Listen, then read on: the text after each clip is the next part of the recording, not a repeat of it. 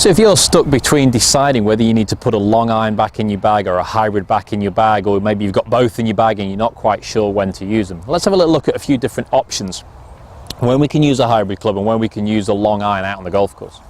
First thing, let's consider a forced carry. So forced carry, by that I mean an obstacle in the way that makes you play over it. It might be bushes, long grass, or even just a pond that you've got to clear. So generally speaking, if you've got to get something up in the air and clearing something, you're probably going to be looking more towards your hybrid club. The nature of a hybrid club is a bit more loft, softer flex shaft, weight low and deep. It's going to fly the ball up in the air with a bit more backspin. That's going to help you clear the obstacle you've got to get over. So if there's a certain hole or holes on the golf course where you need to carry it nice and straight over an obstacle, your hybrid club might be better suited for that. The next option we might have is when we're playing into the wind.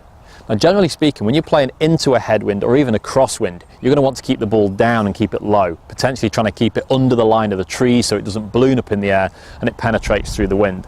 So that's going to be better played with a long iron.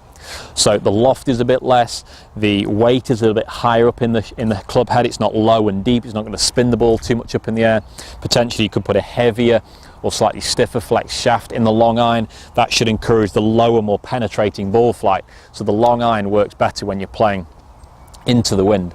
And then the last option might be playing into a par 3.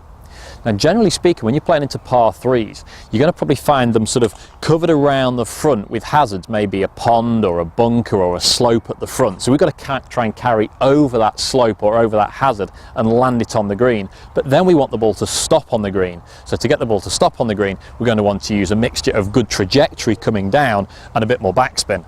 So that would point back to a hybrid club that's going to give us that higher flight, high trajectory, soft landing on the green.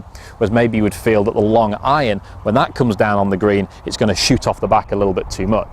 So consider how you could use a mixture of your hybrids and your long irons to play in those three different situations on the golf course.